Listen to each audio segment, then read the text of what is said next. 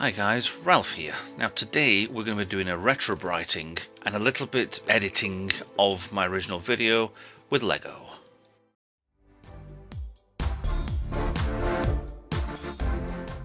Hi guys, Ralph here. Now this is a lot more speeded up version of this video. This is the Lego Star Wars kits I bought from eBay for about £48 I think it was, with postage on top. This was the Y-Wing, the V-Wing and the Millennium Falcon Kessel Run edition. Now they were all very yellowed when I got them, but I'll show you here the pictures of what they were when they came to me.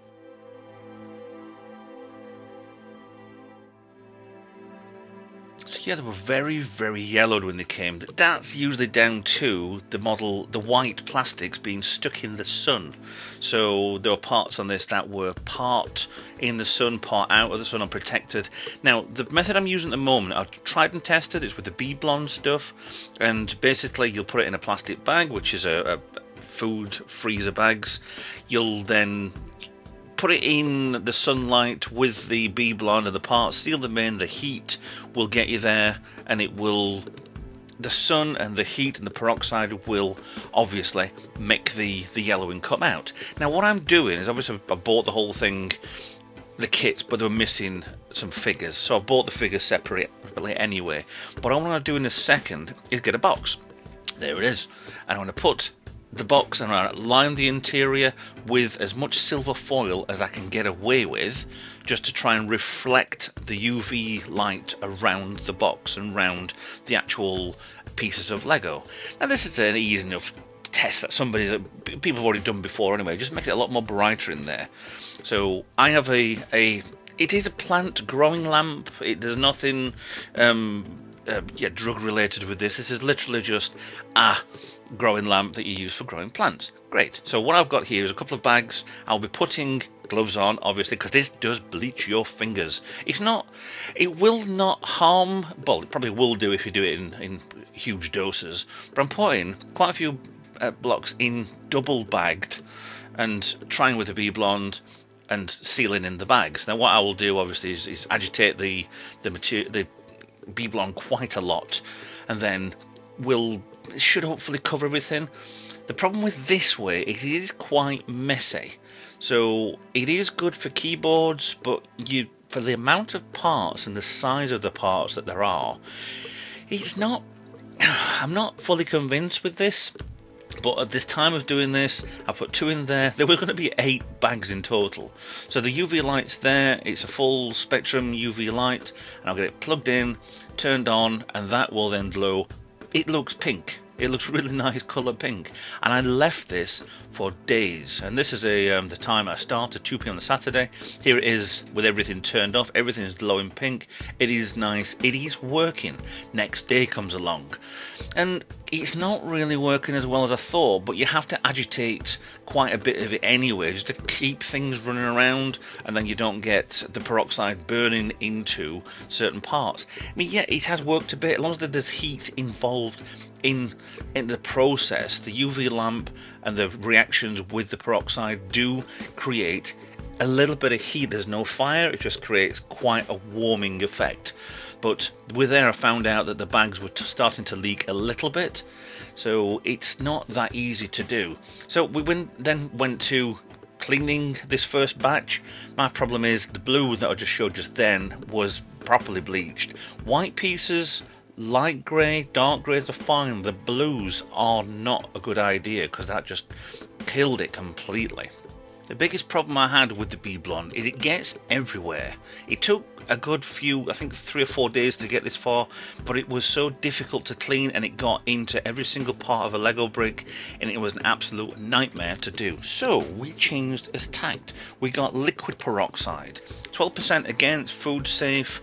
It's not safe for your hands, but basically got some pots and poured in, covered everything with the peroxide. 5 litres got bang on perfect amount for these anyway, these pots what I was using. So it's good. I kept the lids on when I actually did this. It looked like an absolute perfect amount. So the lids stayed on.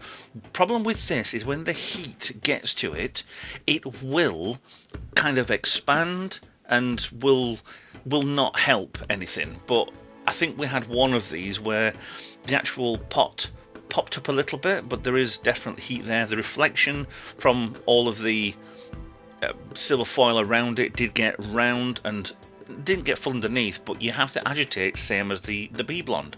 Make sure that the peroxide solution goes everywhere and covers everything. So I'm basically showing, there it is again. This will take days to do.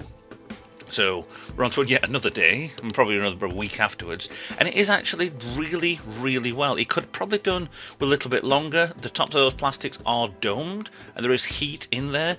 I think there was one part of the original video where it actually steams the camera up a tiny bit, but these are way, way better than what they were. But I definitely wouldn't recommend the blues.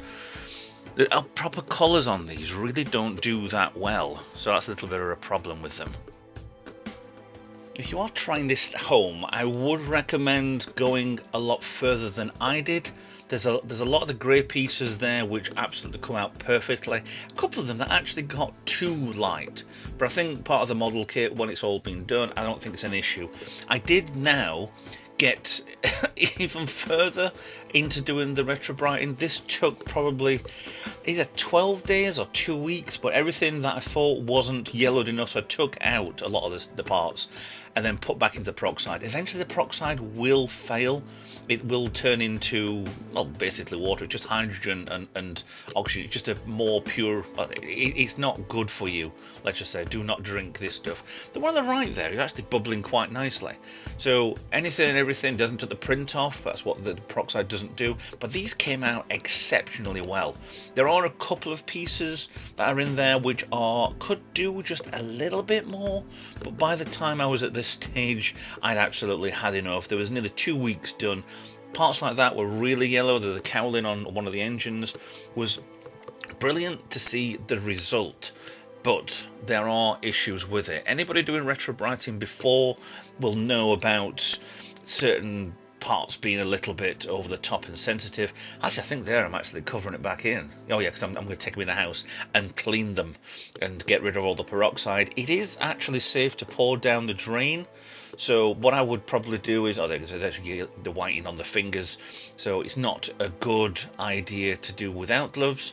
But yeah, you can pour the peroxide down the drain, but I would definitely run a tap at the same time, so you're not going to be just, I don't know, there shouldn't be a problem anyway. But that is the finished result of most of the parts. I can see with editing this now, there are yellowing, there are some parts that I really could have done with a bit more.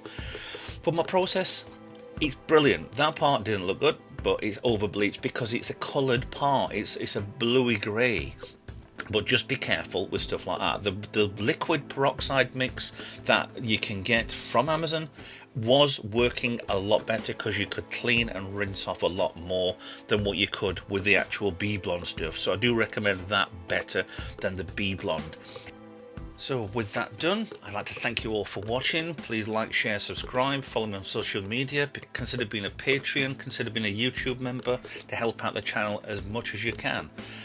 If you've got any hints and tips for me, then please put them in the comments, and I'll see you guys in another video. Bye for now.